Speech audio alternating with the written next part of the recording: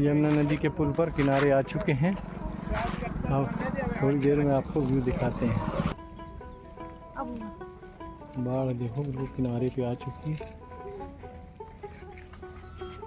सूर्य देवता छिपने की तरह।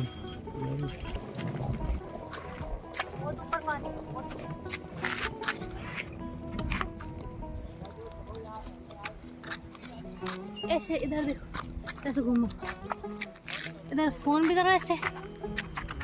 अब दिखाओ पीछे का व्यू। ए सूरज मामा कहाँ गए? सूरज दिख नहीं रहे, पेड़ के पीछे चले गए शायद।